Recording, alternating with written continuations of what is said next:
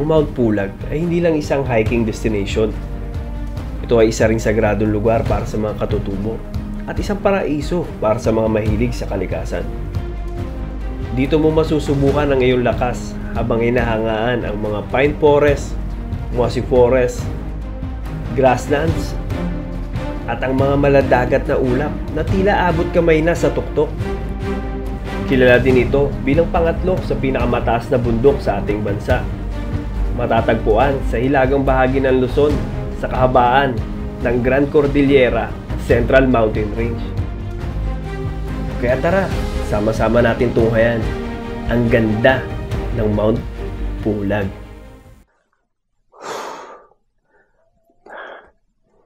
Mga ibang kasabay natin umakyat. Pababa na. Tayo. Paakyat pa rin. Hindi naging madali ang pag-akyat namin sa Mount Pulag. Lalo na sa kagaya ko na hindi naman isang mountaineer. Kaya pala isa sa mga pangunahing requirements bago ka payagang umakyat ng Mount Pulag ay ang medical certificate para masigurado ang kaligtasan ng mga nagnanais na umakyat at masilayan ang ganda ng Mount Pulag. One of the things that's appreciated in Pulag malinis daw, so let's keep it that way. Yan. And then Mount Pulag is also considered by the locals as their sacred ground. They believe that their ancestors is in Mount Pulag. Yun yung paniniwala nila. That if somebody dies, akyat na daw. After ng registration at orientation sa DNR office, ay tumulak na nga kami papunta sa aming homestay. Sa biyahe namin na ito, hindi lamang ang aking sarili ang aking inihanda.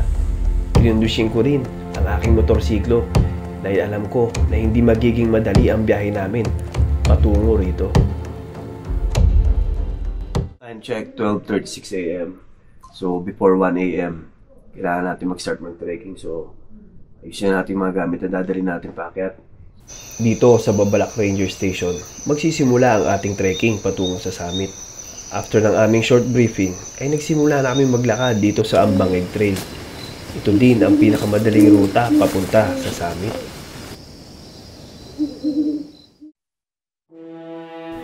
Makalipas ang halos 5 oras sa pagtitrekking, ay narating na namin ang grasslands. Mula nga dito, ay abot tanaw na namin ang summit. Marami na ring turista sa taas na nag-aabang sa tanyag nitong sunrise habang pinagmamasdan ang maladagat na ulap na halos pwede mo nang lakaran sa kapal. Tinatawag na Playground of the Gods ang Mount Pulag dahil sa paniniwala ng mga katutubong Ibaloy, Kalanguya at Kankanae na ang bundok ay sagradong tahanan ng mga espiritu ng kanilang mga ninuno at mga Diyos. You went to the top already? Not yet, Not yet. just now. You already going down, me only going up. Going up? So how's the experience? Good.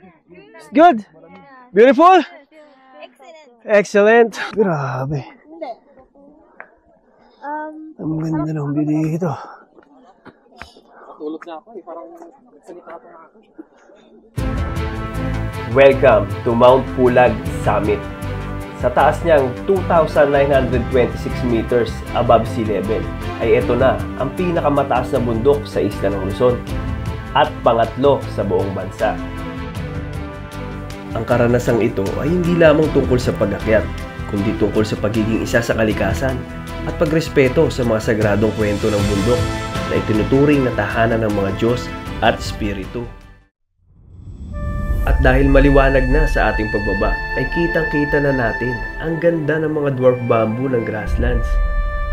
Kasunod naman ito ay dadaanan na natin ang enchanted na mossy forest. Ganito pala kaganda ang makikita natin pag dumaan tayo sa mossy forest ng maliwanag na. Ang mga puno ay nababalot ng hamog at lumot at ramdam na ramdam mo ang lamig sa lugar na to. Maraming mga turista ang nagpapakuha ng litrato at umahanga sa angkin nitong ganda. Sa ating naging paglalakbay sa Mount Pulag, nakita natin ang hindi matatawarang ganda ng kalikasan. Mula sa mga kagubatan hanggang sa maalamat na sea of clouds. Higit pa rito, natutunan din nating pahalagahan ang sagradong kahulugan ng bundok para sa mga katutubo.